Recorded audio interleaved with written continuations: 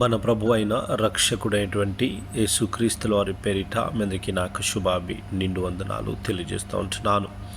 ఈరోజు దేవుని యొక్క వాగ్దానము కీర్తనల గ్రంథము 23వ అధ్యాయము 5వ వచనము. నా శత్రువుల ఎదుట నీవు నాకు భోజనము సిద్ధపరచుదవు, నూనెతో నా తల అంటున్నావు, నా గిన్నె నిండి పొరలుచున్నది. దేవునికి స్తోత్రం. నా ప్రియ సహోదరి సహోదరుడా, మనందరికీ ఎంతో ఇష్టమైనటువంటి కీర్తన 23 చాలా ప్రాముఖ్యమైనటువంటిది. మరి అదే విధముగా దావీదు మహారాజు గొర్రెలను కాస్తుంటున్నప్పుడు రచించినటువంటి కీర్తన, గొర్రెల కాపరిగా ఉంటున్నప్పుడు.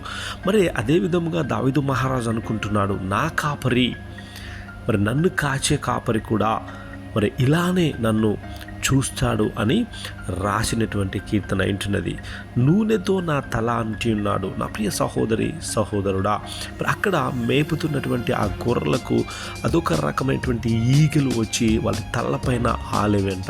అవి వాలినప్పుడు ఆ యొక్క గొర్రెలు ఎంతగానో బాధ నొందేవి. ఆ బాధ భరించలేక అవి ఎక్కువగా ఏడ్చేవి అంట. ఆ ఏడ్చినప్పుడు ఆ దగ్గరలో ఉన్న ఆ యొక్క గోడకి కానీ, లేకపోతే రాయికి కానీ, లేకపోతే కర్రలకి కానీ, చెట్లకు కానీ అవి కొట్టుకునేవన్నమాట. అప్పుడు ఆ తలకి వీటికి దెబ్బ తగిలి చాలా మరి పుల్లవి నొప్పి పుట్టేటంతగా ఉండేది. ఈగలు అది చాలా వాటిని భయంకరంగా వేధించేవంట. అప్పుడు ఈ కాపర్లంతా ఏం చేసేవాళ్ళు అంటే, మరి ఒలివ ఆయిలు ఆ తలల పైన వాళ్ళు పోసేవాళ్ళంట.